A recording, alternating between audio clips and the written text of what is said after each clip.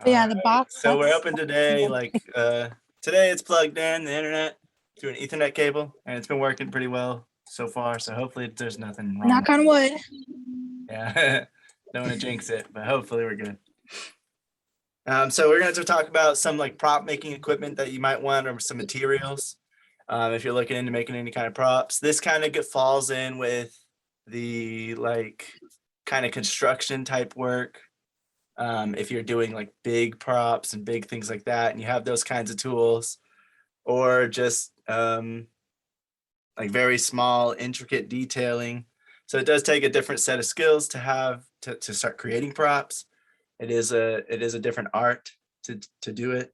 But if you are trying to make your own, if you're trying to cheaply do it, so you want to be able to do it yourself, this is some of the stuff you might want to get or check out. This first stuff, most of this stuff's coming from this channel called Punished Props Academy, and they are video A in the syllabus. What do I buy? Tools every prop and costume maker needs. And they're the ones who like their channel and their website. They have a bunch of different tutorials on different props that you can make and different reasons you might want to do things and what different materials can be used for and how to work with them efficiently. And so I don't know. I thought they were like one of the best ones to explain these things. So if you're looking into actually getting into making props, I recommend them, and I'll show you their website at the end. So they say it's really going to depend on what materials you'll use. So what exactly like you're trying to make, it's going to depend on what you're going to need as far as tools go. There's stuff called foam core, which I actually have a picture of up on the screen. And it's just like little, there's different kinds of foam for making stuff. Some's more moldable and some's more sturdy. So it just depends on what you're trying to use it for. But foam core is like these little thin pieces that you can kind of cut and shape into different, or carve out into different little figurines or little pieces of whatever you're trying to do, like a sign or a little piece of something on a piece of armor or something like that. That shows like one of the ways you could use a foam core to create a prop.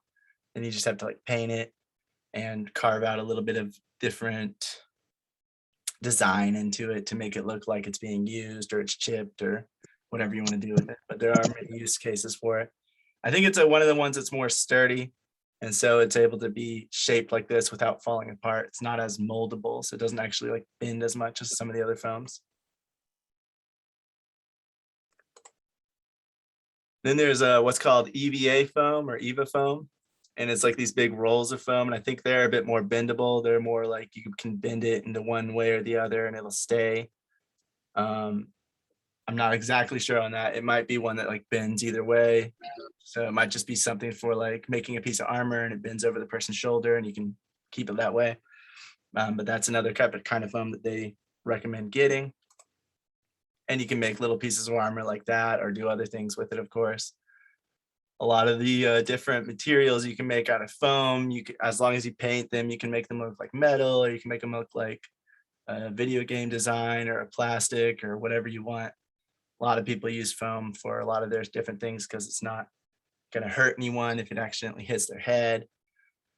And it's, again, you can shape it, you can carve it, and it's easy and pretty cheap. So foam is used a lot for a bunch of different prop makers and costume designers as well. Cosplay people will use foam all day long to make their costumes and their props for their characters, and so will filmmakers.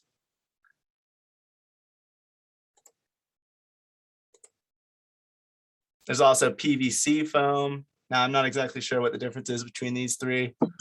I'd have to actually use it myself to see. I'm sure they probably have an explanation on their website, but from the videos we watched that were in the syllabus, they didn't really go into detail on which one does what. But I do know on their website, they explain different materials. So they probably go into in depth and like what the difference is between these three and why you might want to use one over the other. Then you have cardboard. Cardboard can also be used to make different props.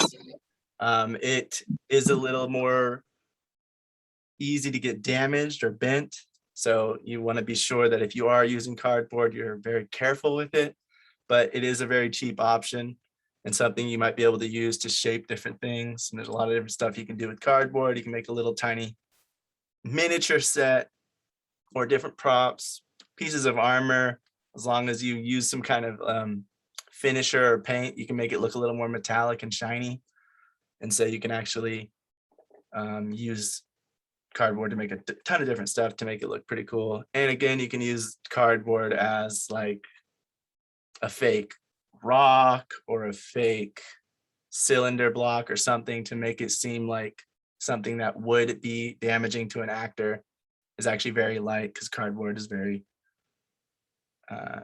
bendable and doesn't hurt people if it's dropped on their head, as long as it's not a super thick cardboard.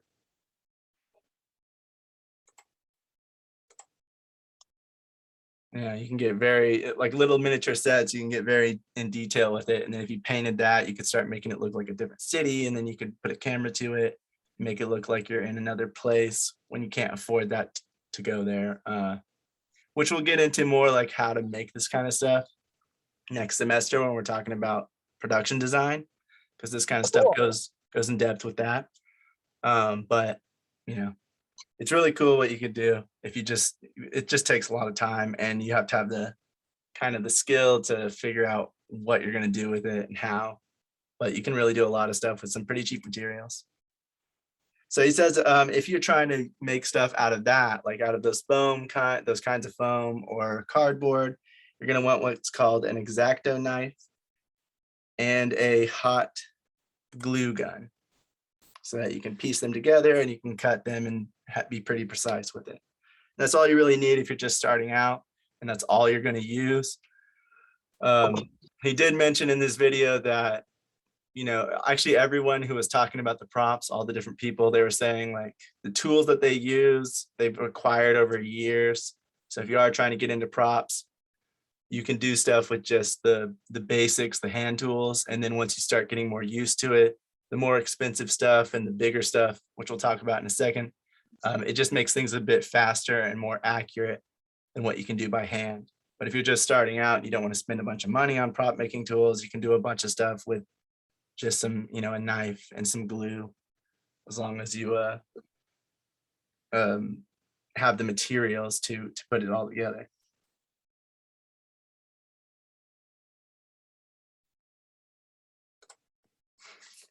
If you are using something, there's something called Warbler thermoplastics. It's like these little tiny thin sheets. They look kind of like cardboard. It sounded super up, and I thought heard it wrong, but yeah, that's what it's called. Yeah, Warbler thermoplastic. So there's different kinds of thermoplastics, but he and a bunch of the other people that we watched were talking about Warbler specifically because it's like non-toxic. When it heats up, you can stick it together. It's basically just like a really good version of that material, the thermoplastic. And what thermoplastic is, it's just when it heats up, it becomes bendable or it becomes sticky to where you can stick it to something, or you can stick it to each other to layer it and to shape it and make it something new. So some of the examples of like using Warbler is like you can use it to layer. So you just have little tiny pieces of that stuff layered onto it to make it look like scales or make it look like a different design. You can put it over something to give it like a little shape, and just keep adding different pieces and making different folds and different molds to make a design out of it, pretty much. And because it sticks to itself, you don't really need glue for this. It just kind of acts as a self-adhesive. You just need something to heat it up to get it to be the consistency needed to stick together and kind of be a little more bendable. And if you're layering it like that, you can make something like a glove, and then when you paint it, it'll look a little bit more realistic. You can make it look more like metal, and you can do a bunch of different stuff with it. Actually, I have more. So yeah, there's like a bunch of different use cases to use this, and I think it's probably in a lot of the most professional ones because it's very thin, very easy to use. It doesn't require too much. I'm not sure what the price is, but I'm sure it's probably not that expensive. And just because of how how many different uses it can have and how easy it is to use. It's used all over the place for those reasons.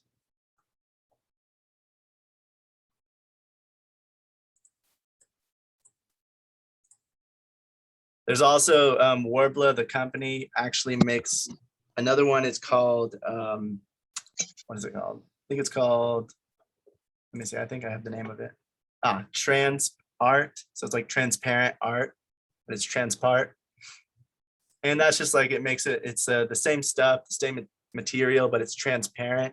So you can use that for a ton of different things, ton of different reasons. You don't have to make something like this, but it gives you the option to have that same stuff that'll stick together and get moldable when heated up, but it has a bit of transparency to it. You can see through it a little bit to just make different things with it. And I'm not sure if that's all across the board on thermoplastics or if it's just that one company, but they only explained that this company had it. So I just wanted to share that.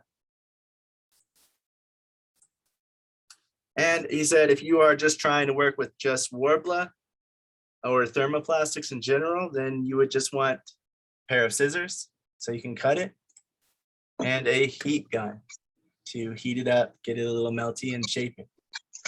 That's all you need if you're doing that. So if you're starting out with either of those two, you only need a few tools. But then, like, if you want to start adding different materials together, you're going to need more tools and different tools to get it all to work together. He said if you're working with electronics, any kind of electronics, you're going to definitely want some electrical tape.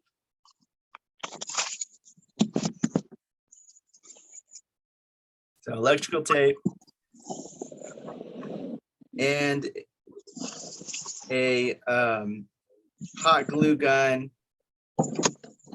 as well as a soldering iron, this little thing right here.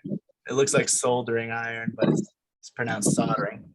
What it does is it lets you hold this little thing that heats up to a very high temperature so you can kind of melt the different pieces together. The little, like where the metal connects whenever you're working with electronics. That way it sticks together and it doesn't come apart. So that way it holds together, it doesn't come apart, and it's a little bit more safe. And then you'd use like electrical tape to go over it so that it's insulated and it doesn't have any wire sticking out anywhere.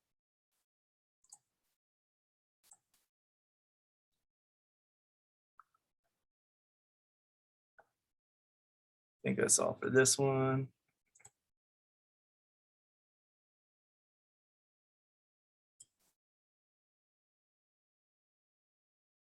If you're using any kind of cloth, he recommends, you can get a hand sewing kit, can be done, but if you're getting more serious with the cloth and different things to use cloth with, either whether it's costuming, well, especially if it's costuming, but if it's props or costumes, you're going to want to get a sewing machine, which this isn't on screen. I actually didn't get a picture of it, but let me see. I can just easily show you guys sewing machine. Sewing machine, kind of like that on screen, or something a little bit bigger. If you're getting more serious, you're using a bigger, thicker cloth. That way you can easily put it together and sew it onto whatever you're trying to sew it to. But if you're just starting out, you're trying to use cloth, of course, just like a regular sewing kit can work fine. You just have to do it by hand. Something like that, where you can sew it together and sew it onto whatever you're trying to sew it onto, would work fine.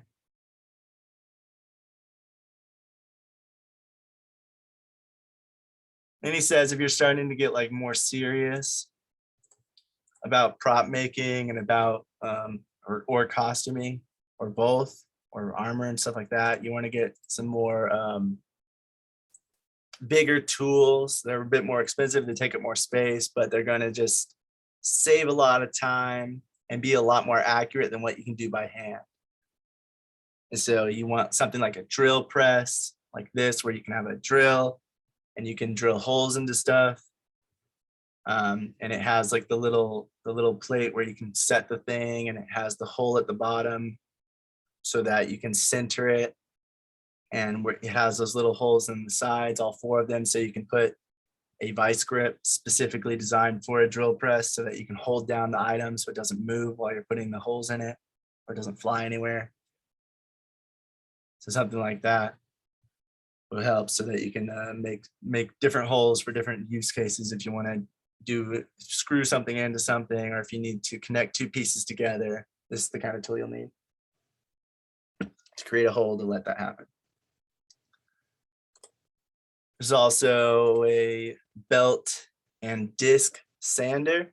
So sanding down items, sanding down wood, sanding down something that's, has bumps and you want to smooth it out. You want something like this. You can use like a little Dremel, which I think is later on, but he said if you want to get more serious with it, you're going to want something like this because it's a lot bigger and it can handle bigger items. And it has those two, so you can put one down on the disc, or it has the belt up on the top that can lay flat, or it can go up at an angle like it is right now, 90-degree angle. And you can just shove the things against it to start sanding it down, and it'll work, a lot faster and more accurately because it has these different pieces to hold it in place and to make sure that it's going straight or that it's staying in the same area, so it's not going to get shaved down at an angle if you don't want it to, or it can get shaved down at an angle if that's what you want. Whereas if you're trying to do it by hand, you have to be sure to be extra careful to make sure you are not being inaccurate with your sanding, because then it can become, shaping differently than what you like. Then there's a scroll saw. Scroll saw has a big platform on the bottom, the big circle part, or you can bring this thing in from the back and just shove it down underneath. And it has this little tiny thin metal saw that goes up and down rapidly so that you can just shove something against it. People will shape things with these, or they'll just cut things in half. And they can be used for many different things. But what I've seen most people use it for is laying something big and flat down on it, and then just kind of moving it with the saw and turning it when they want to make little shapes, indentures and stuff like that, to make little figurines or shapes or different things like that, so that it's not just something to cut it straight in half, because there's other saws that can do that better. This one's more for shaping things, giving it curves and giving it different different shapes.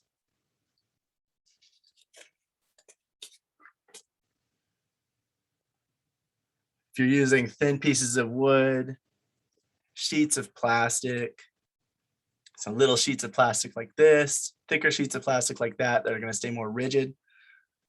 Or if you're using something like PVC pipe, those tools will all be really good with those because they require something a bit larger to cut it or shave it down, compared to just scissors, because you can't really just cut through these with scissors. You need something a bit bigger, like some kind of saw, and those are really good to work with these materials.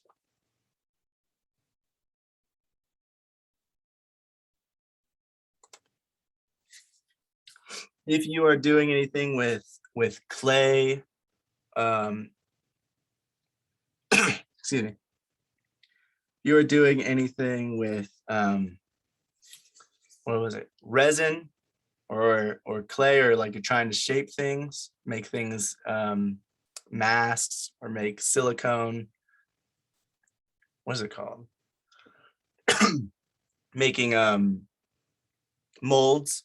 If you're trying to mold things, or if you're trying to make little masks or stuff like that, then you want a pressure pot, which is this. You put it in there and it has a lot of pressure, so it gets out all the bubbles and stuff like that. And I think the vacuum chamber is what gets out the bubbles. The pressure pot's what shoves it down onto itself so that it heats up and things like that. So it heats up really quickly and pressures it. And a vacuum pot will suck out all the air so that there's no air bubbles within it, so it doesn't have any weird little bumps whenever you're trying to make it.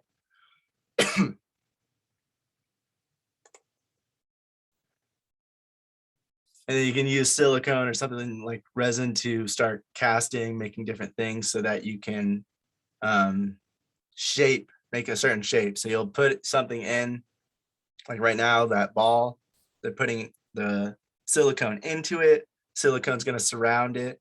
And after it's done drying, you can cut it apart. It'll look like the picture where his hands is. And then he has a mold. He has it's basically like a Jello cup for that shape. So now if he pours more silicone into that, or he pours whatever kind of material in there, it'll take that shape when it dries and when it hardens. And then you can just create more and more and more of those. So what people will do is they'll take it and they'll either create a shape into it, or they'll leave something there to make that shape. So in this instance, he's leaving something there to make the shape, but you can also take something or take silicone and cut into it to make the shape if you're making a brand new shape for like fantasy, sci-fi, or something like that. Something there, the shape doesn't really exist and you need to create it from scratch. You'll do like a design and then you can just shape it into the silicone itself. And then that'll be your mold, where you pour in whatever material to get it to harden and be that shape.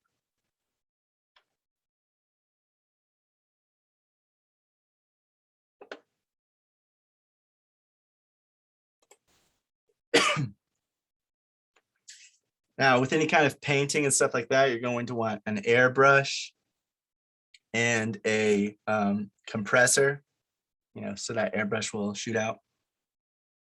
We saw this with the fake blood. Same thing. It's just going to be using the actual paint to paint the objects instead of shooting out fake blood. Then there's just regular tools you're going to want, all sorts of tools. Some of these are going to go with, making props. They can also be used for just everyday household work. And then they can also be used for some of like the set building. And then also some of these will be used for the grip department or the electric department, depending on what they are. So if you are trying to do everything, or if you're like a very small production, independent production especially, then having these tools, you might use them multiple times over the course of the production. Over the course of the production, you might use them for making the props. Then you might use them for making the set. If you're building something, if you're building a set wall or whatever you're doing, and then you might use them again on set while you are putting everything together, all the equipment for the grip department or the electric department. So Allen wrenches, screwdrivers, different kinds, different shapes. You got Phillips, flatheads, and then these other ones that can have different heads attached into them. So just a variety of screwdrivers and screws. Hammer and nails, different sizes of hammers, of course, not just this one, but bunches of different sizes of nails. Once you get really far into prop making, this is called a 3D printer. And what you do is you set the material there and you use a software that can have like designs put into it, a 3D design.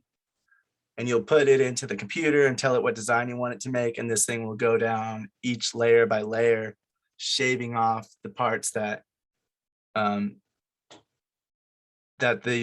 design in the computer don't have. So then it'll just keep shaping and shaping layer by layer until it makes that shape all the way.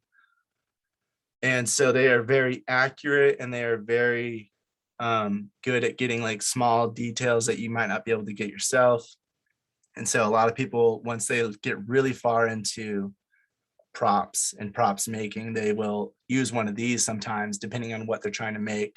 It's very complicated, very detailed, and they want to do it in the computer instead of doing it by hand. They can use a 3D printer, get some material and put it there so that this thing can do it. It just takes a really long time, and you have to be precise in the computer with it and still have a good design. It's kind of like, again, it's kind of a different skill, I would say, than building it by hand, because you have to use the computer and the software to get that design to look right and have the detail within the software itself, making sure that it's not looking weird or too blocky or something. But as long as you get that detail right, the computer can figure out the rest and send the information to this 3D printer, and then the printer can shave off what it doesn't need to make that shape that you put into the software. They are pretty expensive, and the material can be expensive too, which is why they are usually not bought right away. This is something that you wait for and buy a lot later on when you feel like you need it, if you are making props a lot.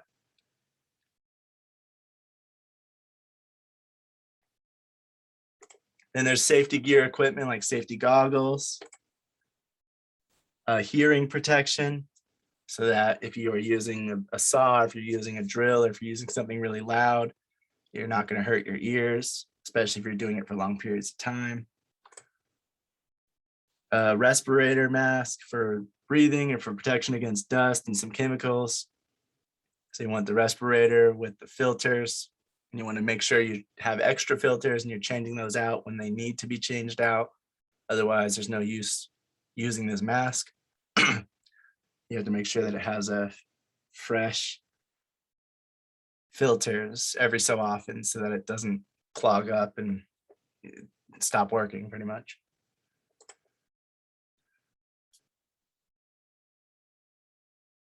Oh, and then you also want gloves. Any kind of work gloves will do, but it's just something to protect your hands. Ones that are resistant to getting cut and resistant to heat, depending on what you're doing. You want probably a few pairs of different gloves for different uses so that you can work safely and not cut your fingers or cut your hands off. Then you want hobby knives. These are hobby knives. It's kind of the same thing as the, what was it? Name of that? X-Acto knife. It's kind of the same thing as that, just like little tiny points at the end. And it's just so you can hold it very precisely.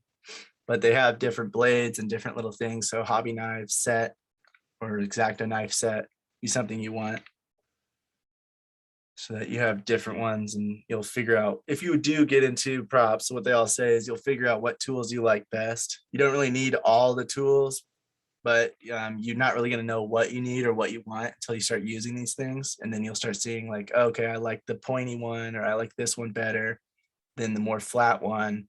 Or you'll see why you might need the point one instead of the flat one the more you start using it.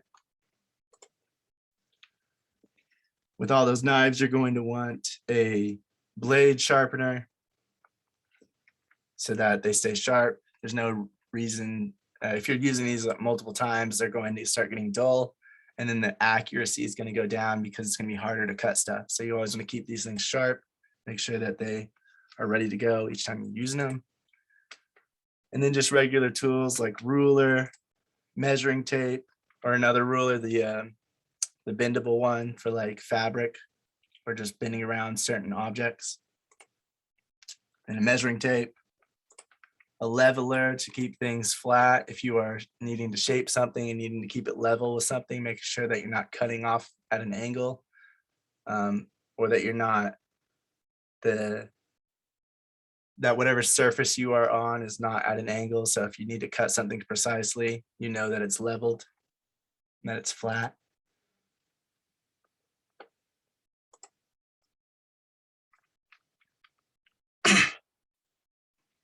Then there's a cutting mat. These are very good for being really precise with where you're cutting and making sure you're doing equal measurements in your cuts. And they will protect whatever surface you are cutting on so that it's not getting damaged. There are ones called like self-healing, which I believe this one is, where it's not really going to get ruined from getting cut. Whatever it's made out of, however it works, it doesn't really get damaged from that stuff, and it kind of just goes back to the original however it was. And so you can use it for a really long time without it getting damaged or ruined from getting overly cut, like a cutting board might after multiple uses. And then there's a rotary tool or a Dremel, and that has like a little sander at the end, or you can have little screws, or you can have different little end pieces to it. Basically what it does is it just spins things really fast, and it's kind of like a tiny little sander if you need it to be, or it's a little screwdriver if you need it to be. Different things can be placed on it and it'll spin really quickly. But that's like a starting tool if you actually, that's for more precise sanding. If you just need to sand something that's really small, and instead of like the big things where you'd use that disc and band sander, you would use something like this, a little Dremel, the little tiny piece at the end, a little sander at the end, just to sand down those things, make it a little smooth if it's bumpy, without accidentally over sanding it with a bigger tool that has a more rigid sandpaper on it. And then you want different kinds of scissors, just for different use cases, and fabric shears like these that can cut through fabric easy. Not all scissors are as capable of doing this, so you want to make sure to get some kind of shears for that specific use. So if you do need to cut through cloth, it won't be hard to do and accidentally make you cut it off at an angle and make it ugly, so that you can be precise with that as well. Then there's like needle files, a needle file set, which are just like little filers at the end of these little tiny little metal sticks, pretty much. And that way you can file down things. It's kind of like sanding it, but just a little bit more precise so that you're not sanding it down too far. The Dremel's good when you need to sand down bumpy things and stuff like that. But if you just need to sand down one little tiny imperfection, these things would be something you want to go with first, because you don't want to overdo it with something that's automatic. You want to just do very slight movements to get it to go away, basically. And then you would use this and just sand it down once, do 2 movements, feel it, 2 more movements, feel it, instead of just an automatic Dremel or a sander, which is going to just shave it down until you stop putting pressure on it. And you might accidentally put too much pressure on it and sand it down too far. So something like this is something you want. Sculpting tools. If you're doing any kind of sculpting, if you're using that stuff that we were talking about earlier, the excuse me, the what is it called? I forgot the name already. Oh, Warbler. If you're using Warbler or any kind of foam or something that you're going to mold, that you're going to bend, then you want the tools for it. Sculpting tools will just make it easier to get the certain shapes that you're trying to go for. A handsaw. Want pliers, different kinds of pliers.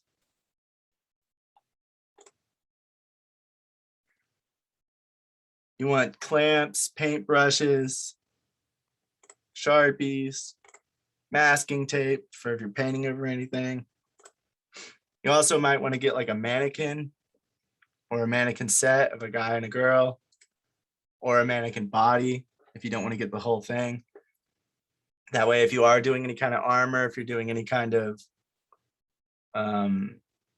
shape that needs that any kind of costuming, especially where you want the shape of like almost of a person, then the mannequin will come.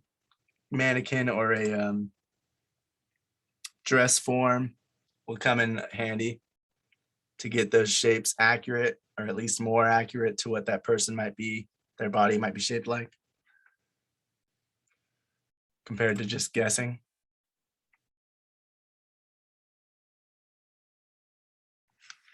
And then again, more power tools for if you want to step up your game, and if you are willing to spend more money on it and you have the space. The other thing about these things is they're pretty big, so most people they'll do it in their garage or their basement,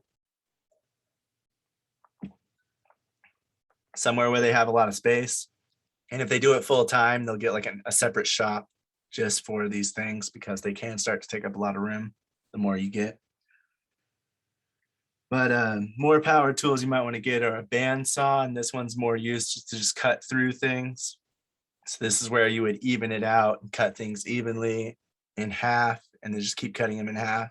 They're less for making shapes, more for just cutting straight through and keeping it at a perfect cut, pretty much. Power drill. Obviously, you can do the same thing with screwdrivers, but it's just going to take longer, be less precise. You want what's called a lathe, I think it's a lathe or a lathe, which can hold the things in place on two angles, so it holds it tight, and then you can use the other side to push it together. So if you need to make certain shapes, or if you need to do certain things, or spin it around and you're going to shave it off little pieces of wood, people use stuff like this so that they just have something that's spinning, and they put another tool to it to shave it down little by little so it's like a perfect rounded edge. Or you can just use it to clamp something down and hold it still while you're working on it, while you're cutting it at different things or shaving it down so it's not moving around. You definitely don't want things to move around whenever you are doing any kind of work on them, which is why you buy tools like this. And then if you are doing like painting and stuff like that, you're going to want different kinds of paints. You're going to want primer. Well, primer is not really paint, but it's something that helps to keep the paint on. You're going to want acrylic paints, different kinds, different colors. Lacquer paints. Oil paints. You want matte and gloss finishes. You want sealer. I already said matte or high gloss finisher so that you can get different looks. Make it look more shiny if you're trying to make it look more like metal, or make it look a little more dull if you're trying to make it look like something else. Sealer to hold in the paint. Mixing cups so you can mix different colors with different things, water, or use these for other uses.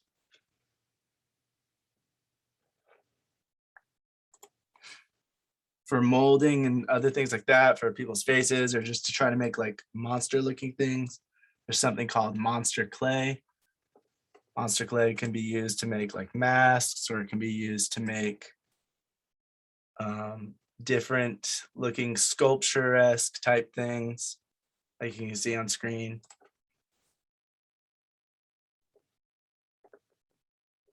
It stays in place pretty well, and you can add shape to it.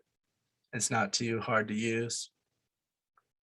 So people will use it, and that's another reason why you might want a mannequin or something, so you can shape it around something. Like if you're trying to make a helmet, using a head or a shape of a head makes it a little bit easier to get the shape right.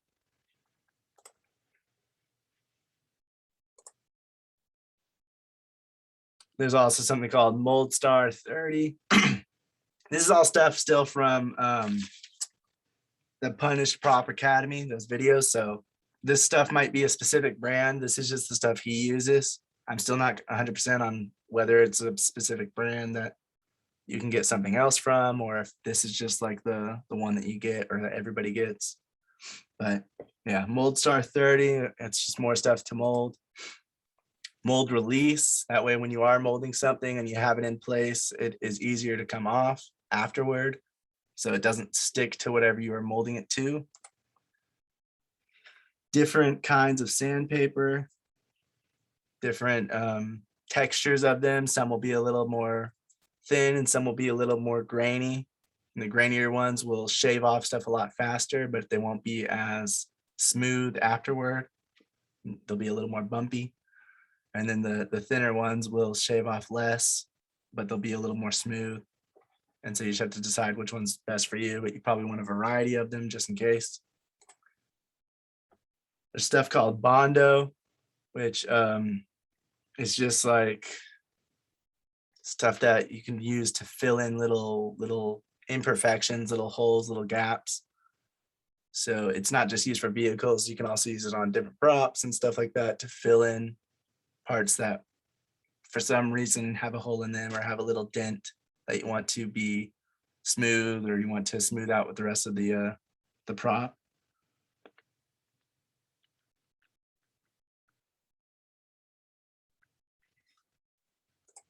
And there's spot putty, same thing. You can use that on walls, you can use that on props, just to fill in little holes, little gaps.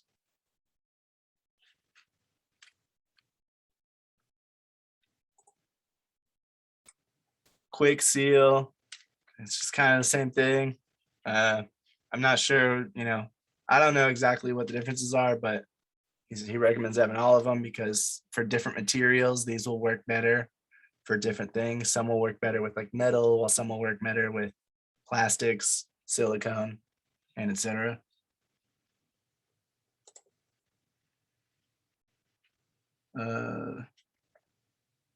And there's something called Centrofoam, which is kind of like this. Again, it's just a different kind of foam that you might want to get for different use cases and different reasons.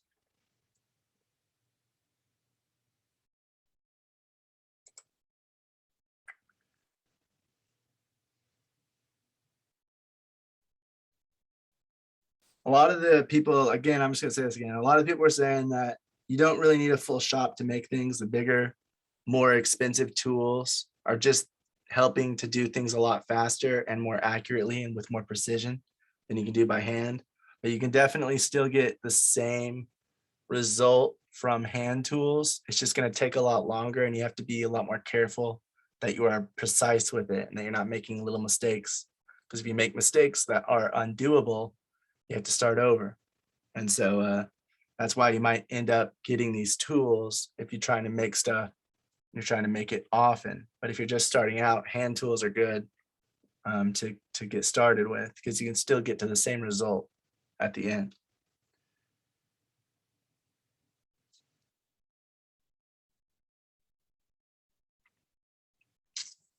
One second. Well, then some people were mentioning plaster mix. So you can mix it with, I think, water, and that gets like the plaster. So you can put that over and make different pieces of armor, things like that. There's fiberglass rolls that are used for certain cases, fiberglass resin, different kinds of wood. The one guy recommended he said you would want oak, balsa wood, poplar, whitewood, pine wood, and cedar wood in like 20 feet squares, because you might need wood for different materials you're using or different kinds of props. Something called casting investment. So that's for making casts, making different pieces of different molds, basically. Something called jeweler's wax. Some metals, if you're trying to make swords or you're trying to make pieces of armor and you want them to actually be kind of like more realistic. Again, a lot of people will use foam, or they'll use that excuse me, a lot of people will use foam, or they'll use that like warbler or other material to make it look like metal, and they'll just paint over it to make it look like metal. But there's just something about making it with actual metal that it's really hard to mimic to make it look realistic exactly. So a lot of people will make a few versions, especially on film. You'll have a few versions of the same prop. One will be like, if it's a sword, one will be actually metal. So if it's any close-ups and the sword is seen, or it's a close-up on the sword getting pulled out of the sheath, it'll be like the metal version, the hero version. And then they'll have a rubber or a silicone or a plastic version that can be used to actually hit the other actor with. And then they'll have like a retractable version where if they're stabbing someone, it might retract back into itself so that it doesn't actually hurt the person, doesn't actually poke into them. So there's usually different versions of props when you're seeing them on movies. The ones that you actually see on screen the longest are typically the most realistic and the most dangerous, which is why they aren't used for the actual fight scenes. They're just used for the close-ups or when you're seeing the weapon or the prop for a long period of time, especially if it's up close to the camera.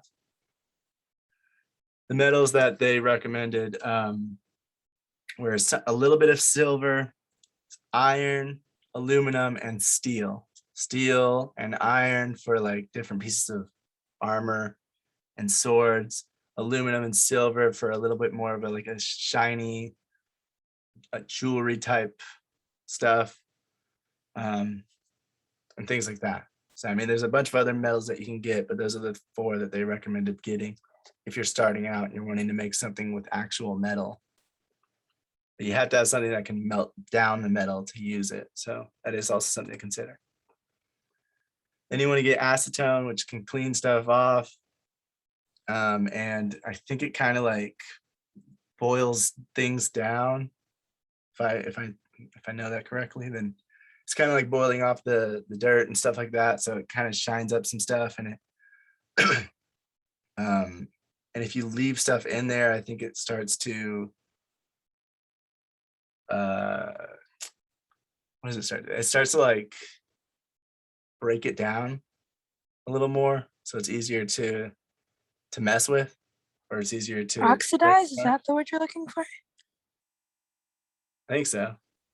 I don't know the exact word, but basically you leave stuff in there for a long time so it's easier to work with later, or so it breaks it down or cleans it off, different uses. But I'm pretty sure it's like this is where you would need like the mask because you're not supposed to be breathing this stuff in. So you want the mask with the filters to make sure you're not breathing in these chemicals and stuff like that.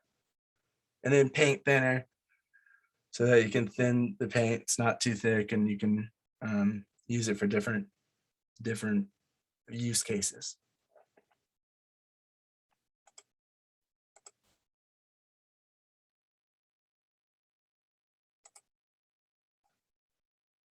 Oh, here's like some real metal swords that you might see like in a film. So it actually has that shine, and it just reflects the light differently than a paint would, no matter how realistic the paint makes it look.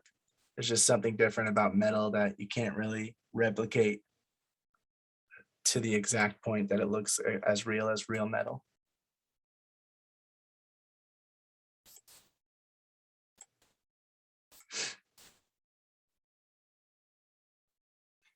Finally, he talked, this is back to Punished Props Academy again. They were talking about when you are using that drill press, you want to get a drill press clamp like this. They're really flat.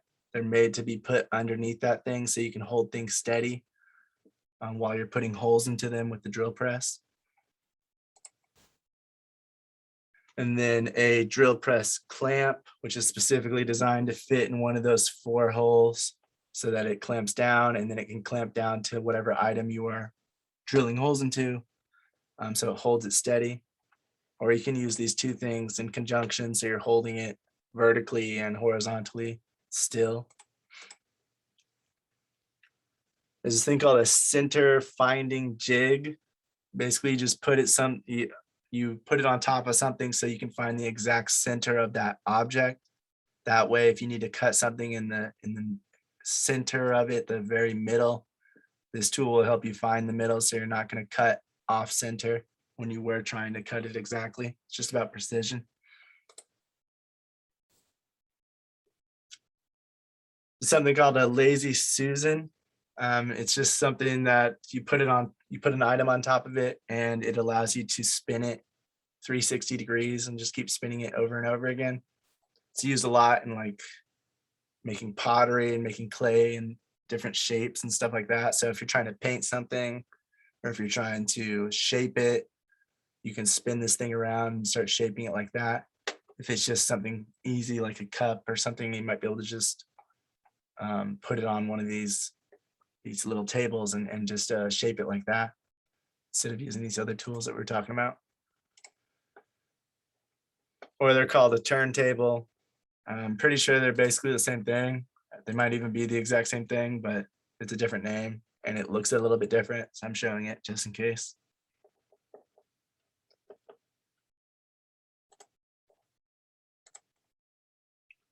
Then there's something called smash plastic, which is kind of like a fake breakaway glass. It's a certain brand that does it, but it is stuff that you could pour into those molds, or you can pour into something, or you can make like a flat window looking thing, and then you can smash through it and it'll look like glass breaking apart, but it'll really just be that plastic, so it won't actually hurt the person.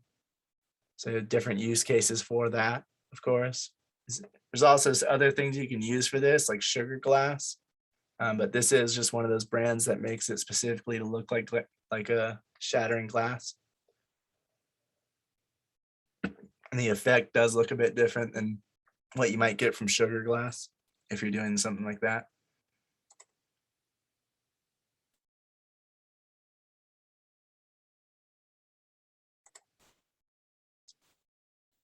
But yeah, so that's all the props, materials, equipment stuff that we went over. Like I said, I really recommend if you're trying to do any kind of prop making or stuff like that, there's these Punished Props Academy, punishedprops.com. You can go there, you can go to their videos. They have like hundreds of free videos talking about specific brands, like Star Wars, Skyrim. If you're trying to make stuff from specific movies or TV shows or games. And then they also just go into detail about different materials. So if I click materials, you can see stuff like glue, tape, plastic, and that's where you would go into it and kind of see all the videos talking about these different things. So Warbler, and they go into detail talking about what it is, what it's used for, what you can do with it, how you can shape it, what you can make out of it, all those things. So I really recommend going to them. They were the ones that had the most videos about it. And if you go to their website, they have hundreds and hundreds and hundreds more, getting very specific and very detailed. And they even talk about certain weapons. So if you're trying to make a gun or if you're trying to make a sword, they'll go into detail showing you how you can make that specific thing. So it's like a step-by-step YouTube, pretty much, YouTube video. Does anyone have any questions, comments, things to add about props, materials, or props making equipment? Nope, not at the moment. Yeah, again, like resources for all that stuff is there, and then when it comes to like props on set, it's like a team, so you have to order in all of the materials and stuff. Mm-hmm. Yeah. Yeah, and usually you'll get a company or a third-party company that can do a bunch of the stuff if you're needing it in a large quantity. Yeah, will oftentimes outsource it to like a company that specifically does props for their entire job. Yeah, because the props department just takes apart the script, finds everything they need, orders the parts, builds some stuff, orders some stuff in, organizes the numbers. Yeah, exactly. That makes sense. They wouldn't have the ability to make every last little piece. Sometimes you have to order stuff in. That's like any department, I guess. Yeah. Cool. Very cool. I dig it. Yeah, I think it's really cool what you can make out of just like stuff that doesn't look anything like it. Yeah. All right, so for film set building tools, we already went over this when we talked about building set walls in the past. So I just made like a quick little refresher of what you might need if you're trying to make any kind of sets. This is probably not all of it. Again, you're going to need a lot of these power tools that are more expensive and bigger. If you're trying to do a big, huge set, this is more for if you're just trying to make like a set wall or two, or make like a 3-wall or for even 4-wall room that you can move around the walls for and shoot how you want. So nail gun, power saw, a vice grip to hold things together, wood glue, 2x4s. I think it's masonite or masonite wood. These little thin sheets of wood that are sturdy but light, or Luan, which is another one that's light but pretty sturdy. Some sandbags to hold the walls down, hold the stuff you're making down so that it's not going to fall over on an actor or on a crew member. Paint, so you can paint over it. Wallpaper, any kind of wallpaper that you want to put on it if you don't want to paint, or if you want to paint over the wallpaper so that you still have the wood after you're done, you can just tear down the wallpaper or paint over it again. And yeah, I think that was it. And then of course, like easy stuff like nails, screws, a hammer, just basic tools that you should have already in your house. And those Luan boards or the masonite boards, you would get about 4x10 feet or 4x8 feet are the normal sizes, dimensions for those. Cool. Anyone have any questions, things to add about that?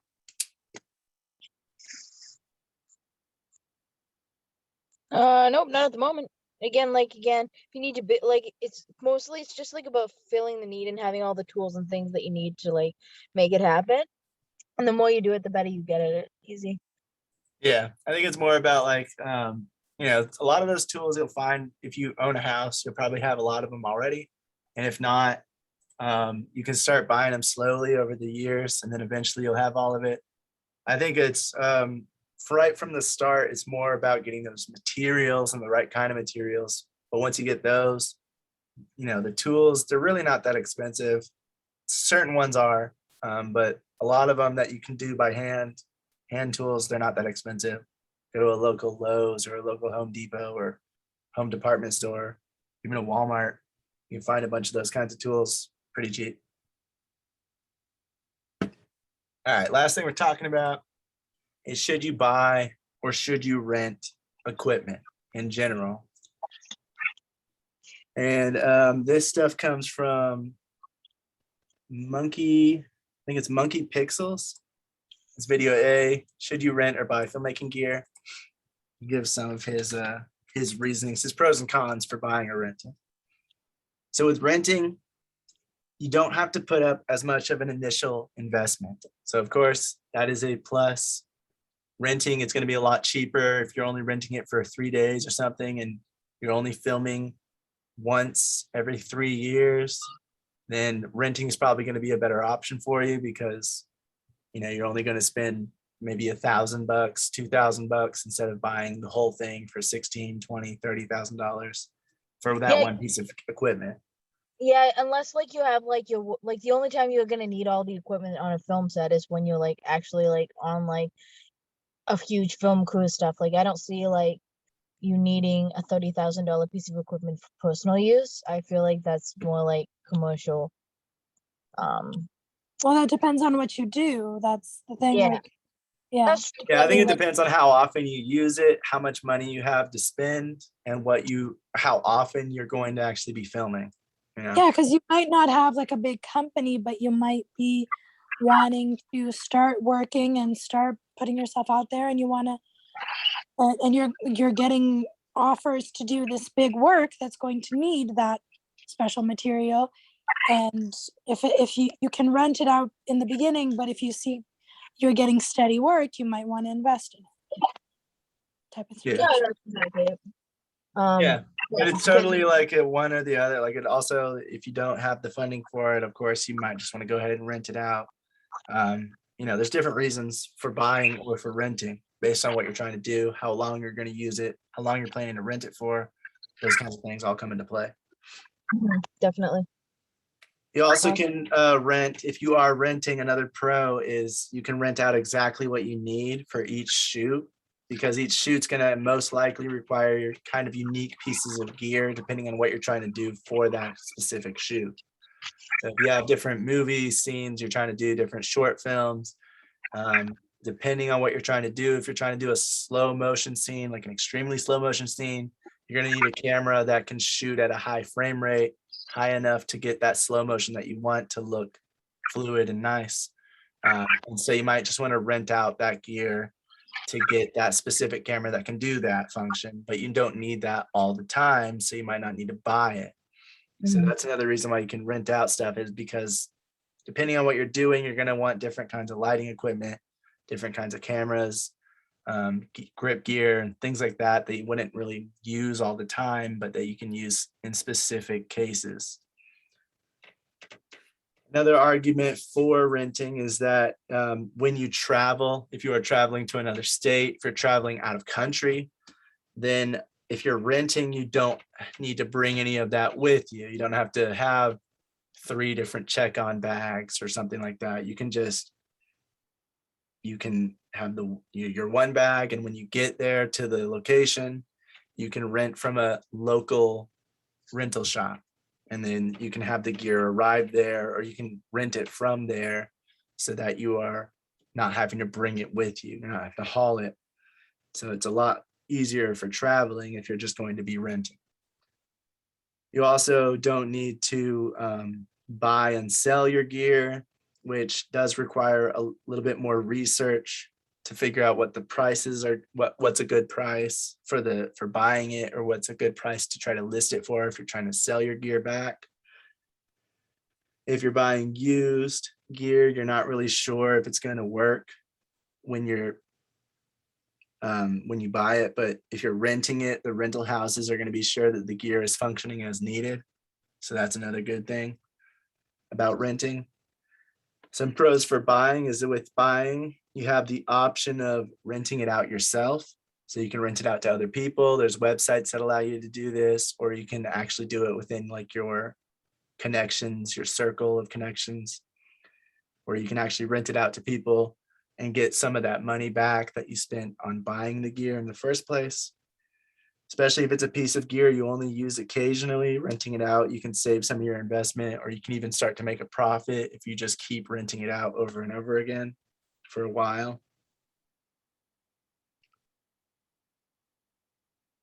If you're getting hired for certain positions, you're going to be able to charge a kit rate if they want to use your gear. So it depends on what kind of jobs you're getting and how much gear you have and how advanced your gear is. But if it's good enough and you're used to it and they're willing to hire you with your gear, you could be able to charge a kit rate for it. So you get some extra money as if you were renting it out, but you'll be the one using it on set.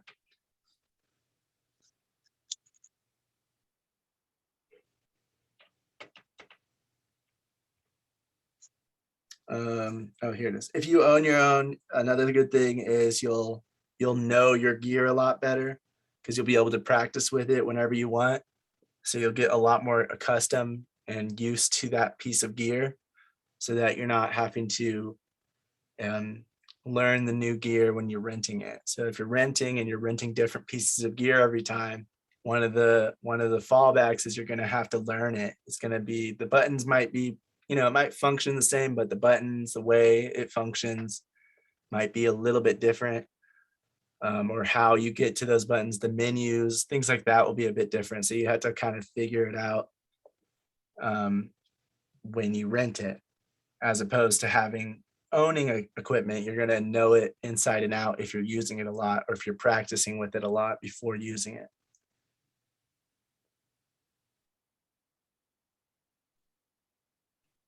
Cool.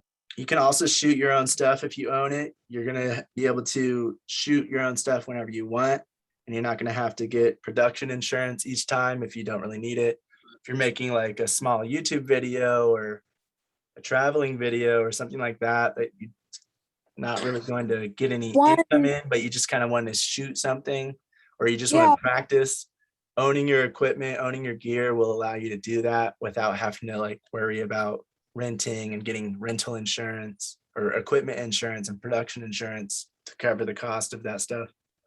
Yeah, I was gonna say one pro and con that the guy gave was travel, because if you're going to a specific place, it can be a pro to rent in that specific place, so you don't have any risk of damaging your equipment or not having enough room to bring everything and that kind of thing.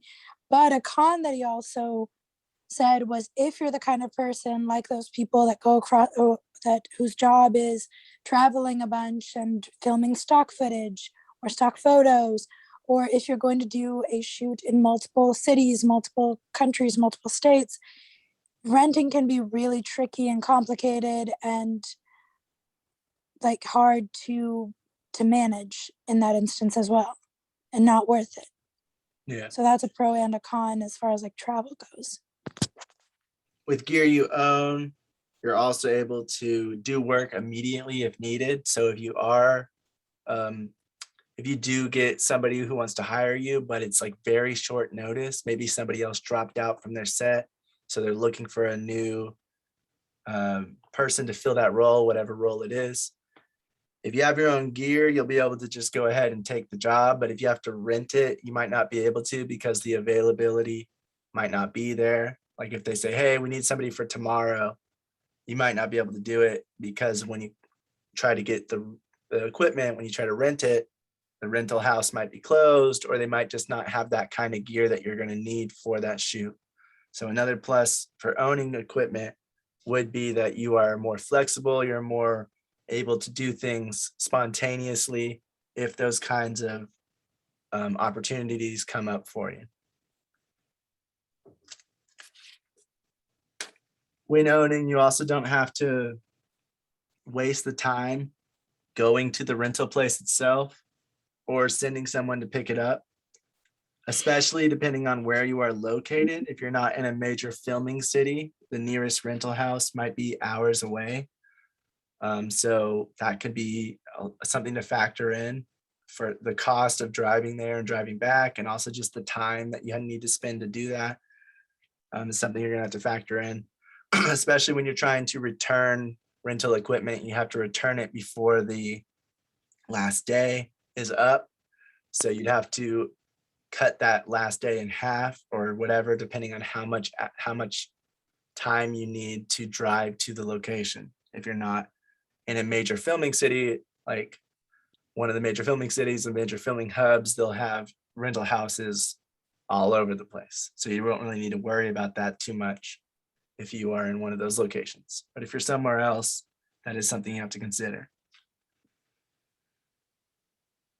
Another thing is if you need to do like a pickup shot or a scene, when you own the gear, it can be a lot better because you'll need to be sure to get the same gear and make sure it's available if you're renting. So if you return the rental equipment and then you find out that you need to do a pickup later, you're going to need to rent that same equipment back so that it looks the same and matches your previous footage. And you're also, you're going to have to rent it again. So that'll be an extra cost. Whereas if you own it already, you already have the gear, you can just ship.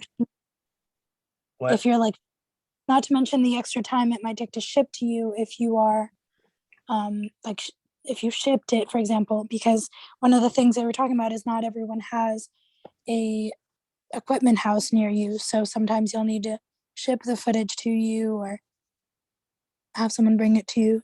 So in those cases, you're gonna have to have extra time. Yeah. And especially if you do have a rental house near you, but it's like maybe an hour and a half away, then you're going to have to factor in that time to go do it just to do another pickup shot. And you'll have to, most rental houses, they do it by the day or by the week.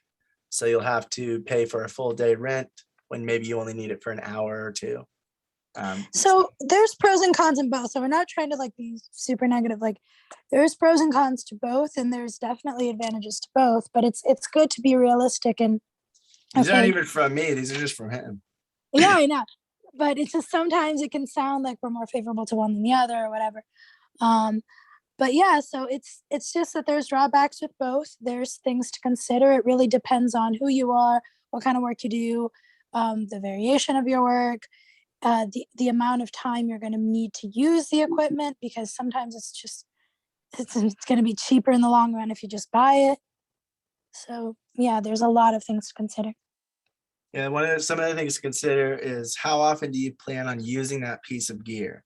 Something you use all of the time, you might want to find that it's cheaper to just buy it, because if you're constantly renting it out over and over and over again, eventually, if you're using it for like a whole year, and you're renting it out, twice a month, you might end up spending the same amount or more that you would purchasing it outright.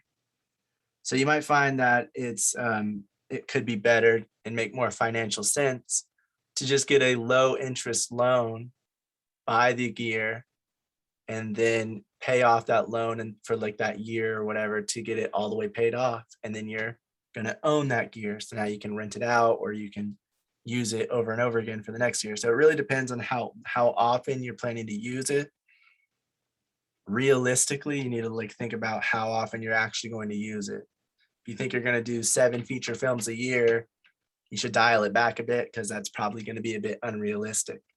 So it depends on how often you're using it and or how often you expect to use it, because renting over and over again is eventually going to catch up to the same price as buying it. If you plan on using something a lot, it's gonna make a lot more sense to buy it. Even I just said this, because you might find that renting it over and over again will end up costing the same. Owning the basic stuff like a camera, mic, lenses, and some basic lighting, at least if you plan on doing a lot of productions a year, that's something you're probably going to want to do anyway. Just owning some of the more basic stuff and then renting out anything that's very specific or really expensive, that might be something you want to do, so that you own part and you rent out the rest. Or that you can still shoot something if you need to, or if you want to, or if you want to practice. But then if you want to shoot something a little bit more professional, you can, or even if you're getting paid for something, you might be able to just get them to give you the money for the rentals itself. So there's also something to consider with that. But as you're waiting for those jobs and stuff like that, you can practice with the gear you own. And if anybody needs you for anything, you already have the basics so that you can use it. If you plan on doing like 1 to 2 feature films a year, be sure to consider how long that you're shooting as well. Because you might be shooting just one thing a year, but you might be shooting for a few weeks or a month or 2 months or something. And so you realize that buying the gear will actually be the same or cheaper, or maybe a little bit more expensive, but not too much, depending on how long you plan to rent out the equipment. Some rental houses are cheaper if you rent for multiple days or for multiple weeks for longer periods. They give you like a better rate than others.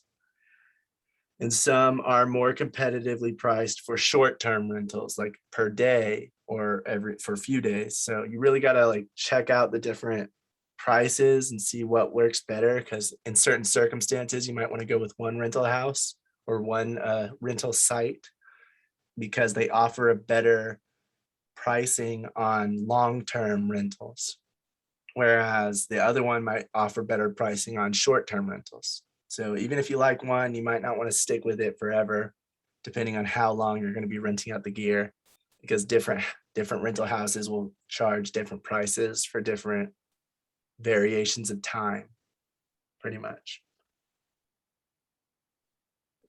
Ryan Michaels from, this is letter D in the syllabus, how to rent camera gear online. He just says, just like, if you are going to buy a really expensive piece of gear, you might want to rent it from either a rental house or from if you're not near a rental house, there's websites for it as well. And that way you can test it out, making sure that it's something that you really want before you fully dive in and buy it. So yeah, it might be a few $100 to rent it, but if you're going to buy it for $20,000, you want to maybe check it out first. Even if you've done your research, you saw YouTubers that like it or done extensive reviews on it, you're still not going to know if it fits exactly what you're going for unless you physically use it yourself, see how it works, and see if you like it. So he suggests renting it for maybe a day, seeing if you like it. And then if you do like it, some of those rental sites will allow you to buy it from them, and they'll take the rental cost and they'll take the price of the rental out of the full price of you buying it. So it's kind of like renting to own it if you do want it, and in the end.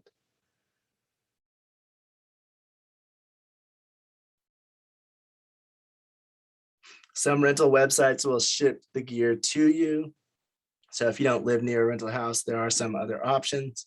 Also, some rental websites will allow you to buy the gear from them, like I just said.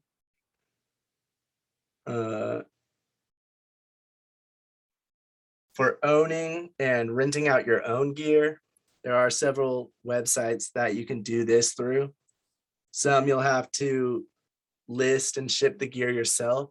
So it's kind of like if you were selling it on eBay or Amazon and you were making your own listing, except for you're making your own listing to rent it out.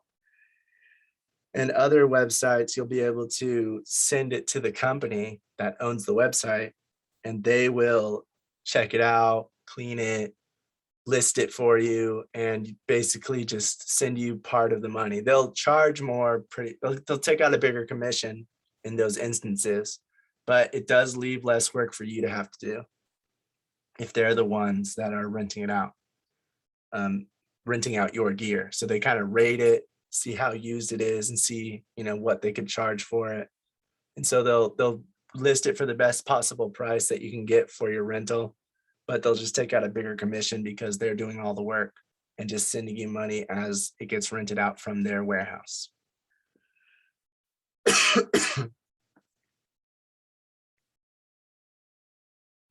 So Parachute, I think, is the website that does that. Parachute.co, unless it's sold. I was saying the name is available now, so it might have shut down. But that was the website they were talking about, that they take the gear, they do it for you. Let me see.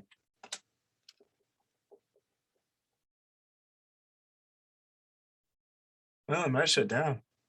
That sucks. If it's still open, they're the ones that will take it from you. They'll list it and they will ship it out to the person. Hopefully it wasn't during COVID or anything. All right, that would have sucked. Yeah. Because that video wasn't that old.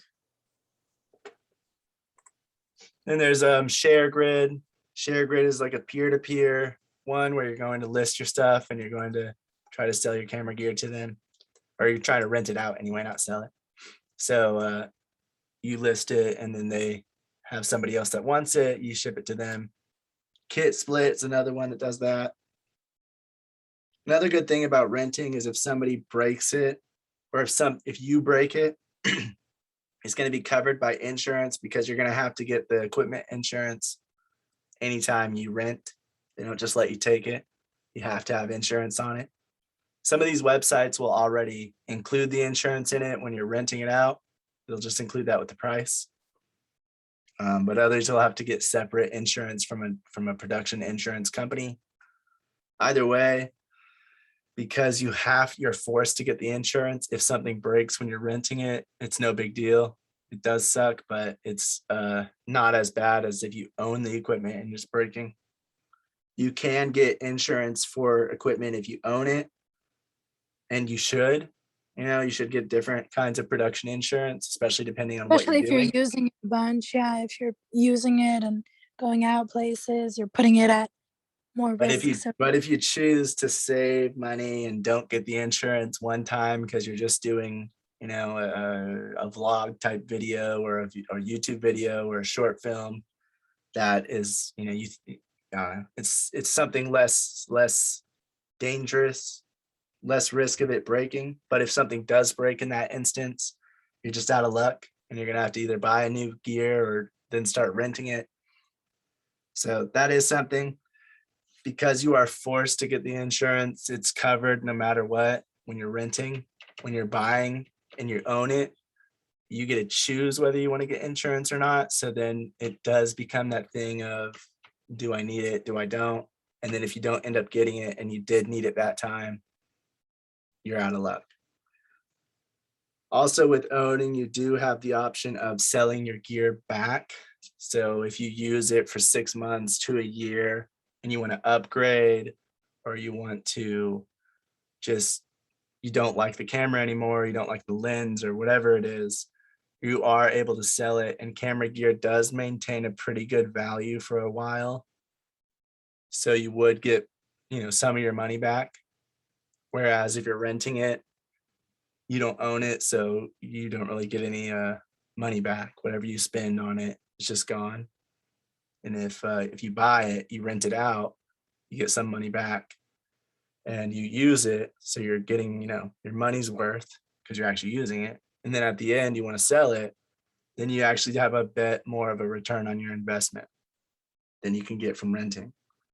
So it really just depends on what you're trying to do with it and how often you're going to be using it. For renting out gear online, there are some other websites that do it too. For rent, like for you to rent from the website, there are some, like Borrow Lenses is one, Lens Rentals, Lens Pro to Go, Lens Pro to Go.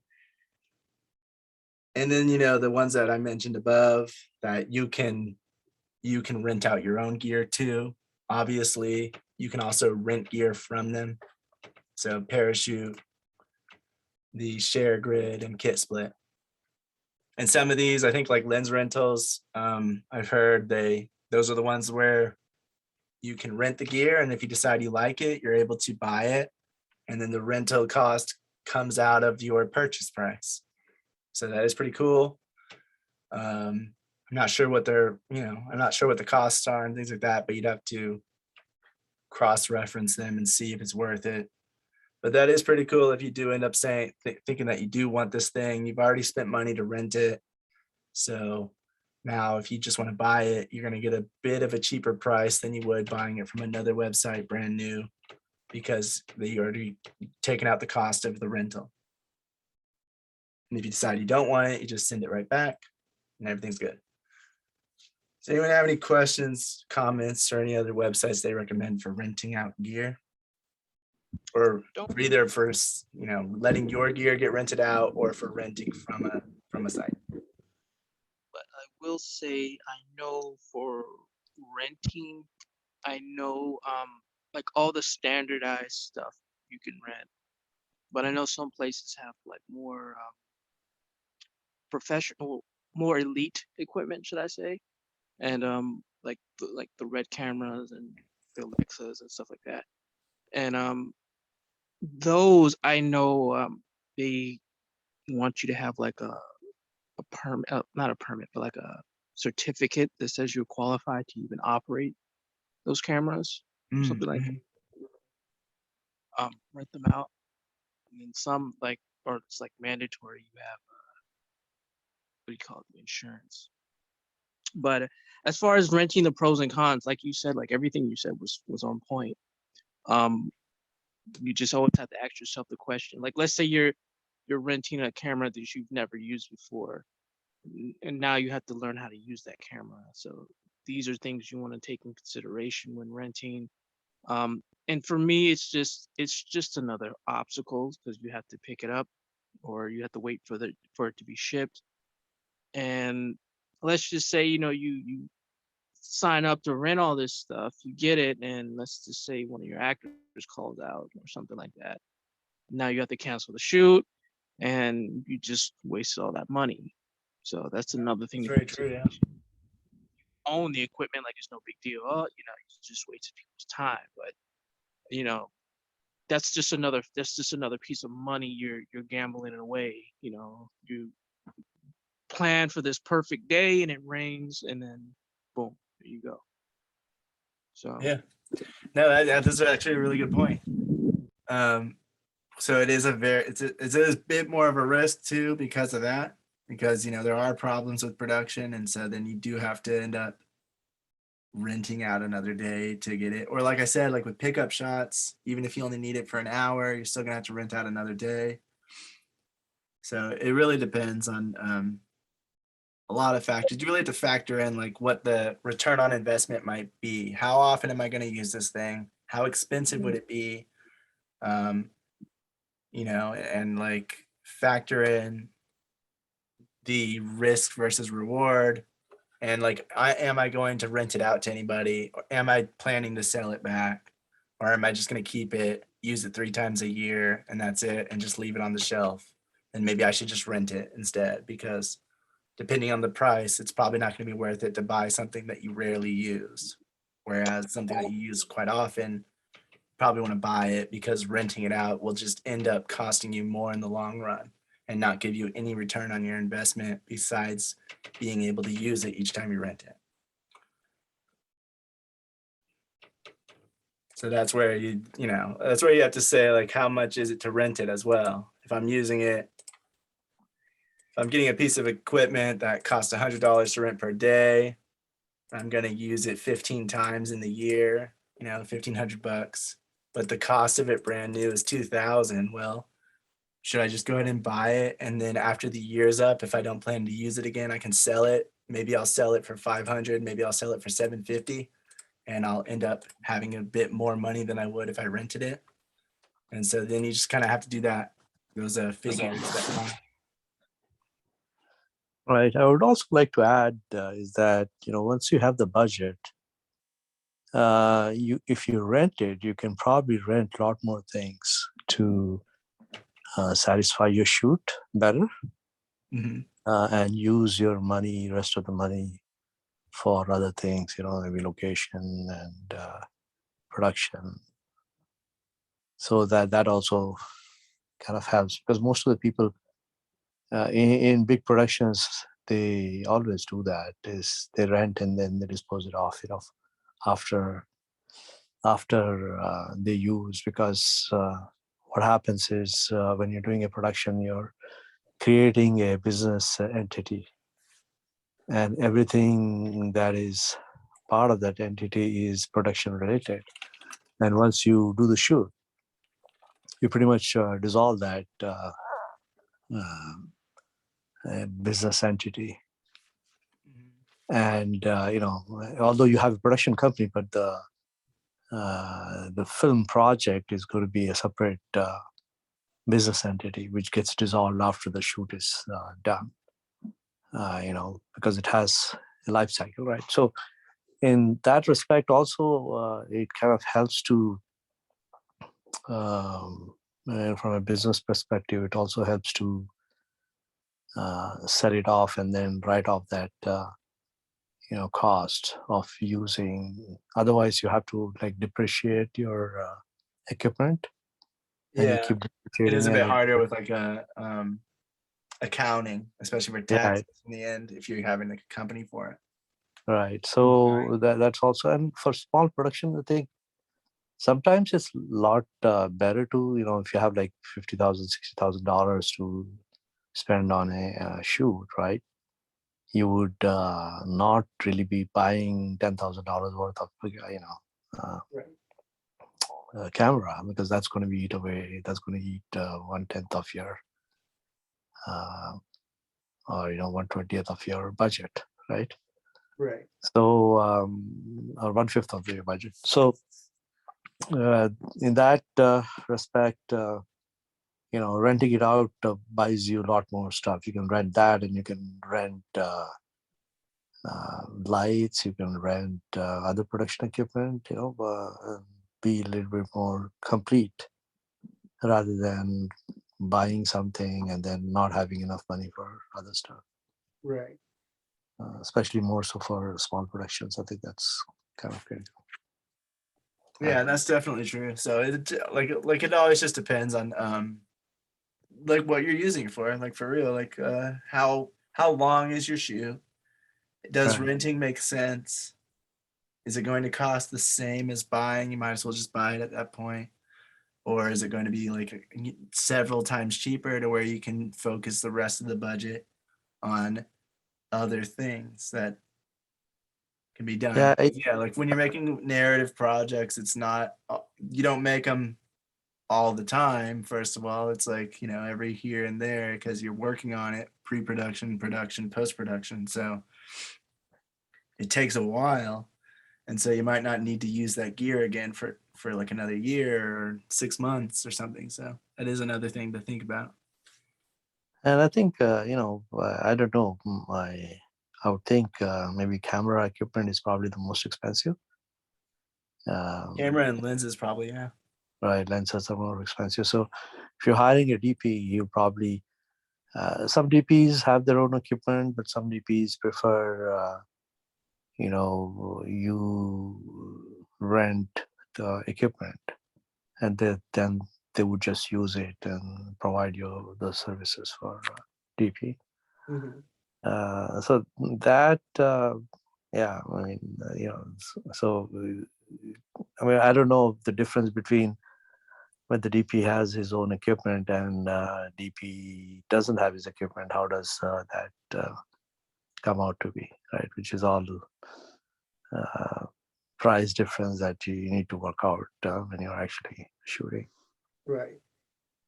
But the key point is that the more stuff you have for your production, the better it is, right? So it's more, you have grip, and then you have the lighting equipment, you have sophisticated lenses, I mean, if you're doing prime lenses, then you have to have more than one prime lens. And view, I mean, and the other stuff which goes with that, the camera, right? All the stuff that you need to be able to shoot better with, its production value. It increases the production value if you have a complete set. Mm-hmm. Rather than just having a camera and you're not spending too much money on lighting. That would be something would not really, the production value is not going to stand up that much. Right. Right. So, and then the wardrobe, the costumes, and so on and so forth, right? That also do cost money. and professionals who are going to be supporting your production. That also they also cost money. So the bigger the group you have, the better you're able to, I guess, shoot, because the responsibilities are distributed. Mhm. Right. And those people might have better like expertise in those areas. So the more money Right. you have, you can hire people that have been more experienced and have their own stuff, like you said, and just will make a better product in the end. So Yeah, it really does come down to like, budget, how often you're using it, what kind of productions you're doing. Are you trying to start a production company, or are you just trying to use the production company to make one project? All these different things to look at if you want to think about either buying or renting equipment. So that's why nobody knows the answer, because it depends on what you're trying to do. It depends on what you're doing, how long you're using it, and what you're using it for, to depend on whether you want to buy What was Brian trying to say? Brian? I would say I it thought- also, I think you have to look at like what it is you're trying to rent as well, because some things, I know like a lot of people that rent equipment, they always rent out what is the Ronin. That's a big one people like to rent out. Every time somebody rents it out or borrows it from a guy, like the thing is with the Ronin, like it's all based on calibration. So it's like you rent it out, but then you have to calibrate it to your camera, and the person that had it previously had it set up to whatever his camera, and they go through and they adjust the settings. So like I see a lot of people that rent out Ronins, and they spend so much time trying to get it to calibrate right. It's not. So for me, I'm always, just maybe you should just buy it, instead of just trying to rent it out and then spending hours trying to calibrate.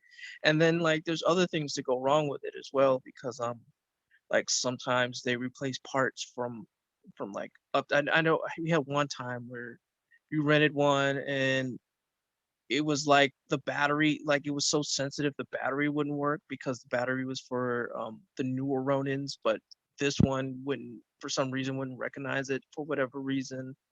And the camera company didn't know that, but we go online and find out what the real issue was. It was like, oh, so you just spent all this time renting this equipment, time and money, and you just pretty much wasted a shoot. So these are things to consider too. Like what am I renting? Is it something that sensitive that's going to waste my, that's going to build up a lot of time because a lot of people use it? Like lenses are one thing. Like you could rent a prime lens and you're fine, but things like Ronins or cameras that have calibrations and stuff, and the previous person that had it may, like, you rent a specific camera and you don't know how to use it, you may not know how to undo all those settings, or get it to be calibrated the way you want it to, just because and you really don't have time to go through and troubleshoot or anything like that. So these are things you want to consider too, like when you're renting your equipment. Yeah, and so there's definitely pros and cons on both, and a lot of different things you got to look at and figure out what you need. But both are good in certain circumstances and both are bad in certain circumstances. So you really need to, there's no right or wrong answer. It's more just about all these different things that we just discussed combined, and you figuring out what you need specifically for your case, for whatever project you're doing. And then, like you said, like certain things might be better just to buy it, because you might waste a whole day of production trying to figure it out. Or you might need a very specific piece of gear that is expensive. And so you don't want to buy it because you're only going to use it on this one production. So you might as well just go ahead and rent it out. And then, you get it next time you need it, which might be 3 productions from now. So it really comes down to like what you're doing, how much money you have to spend, what your budget is, and how often you plan to be shooting with it. If you're making a production company where you're going to try to shoot a bunch of stuff, if you want to rent out your gear to other people, if you want to resell it, or if you just want to use it a few times, or if you just want to use it once, and then be done with it. So it comes down to a lot of different things. But yeah, that's the main thing. Does anyone else have anything to say about it or add?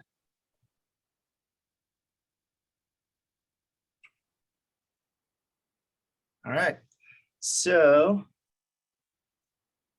Monday, I think Monday is our last amount of things that we're going to go over this semester, and then until we just do like the overview of the entire semester and the quiz and the fill in the blanks and all that. Visual effects, we're going to go into that a bit. Just talking about like, are they difficult to learn? You know, what are some easy, simple visual effects you might be able to do? And just looking into a few things. We're not going to go too in depth to it because it is a very complex, different subject that, you know, you can't just broadly go over, but we'll go over it a bit, just the basics. Post-production budget. We already basically talked about this, but just in case there's anything else to watch, just because so many productions, independent productions, don't factor in post-production when they're doing their budget. So just retouching on that, talking about, you know, what to look out for, what to do to make sure you have money for your post-production so that your sound, your color can come out really well and make your quality a lot better than you would have if you just spent all your money on pre-production and production and then have nothing for post, and you can't hire any professionals that know what they're doing. And then even if you have good footage, it just doesn't get put together well. It doesn't get good sound. It doesn't get good color, and it just doesn't come out very well. And last thing we're talking about with gear is gimbals, glide cams, steady cams, what to look for when you're buying them. Brian actually mentioned one of the main things you want to look out for when you're talking about gimbals is calibrating it, you know, factoring in how long it's going to take to do that, and that it's specific to different cameras because it's trying to calibrate for movement and weight. So it has to know those different things to work properly. And steady cams and glide cams and how long those can take to set up, or how good they are, what to look out for when you're buying them, prices, stuff like that. And then, yeah, and then next Thursday, all we have is just watching the 2 exercises.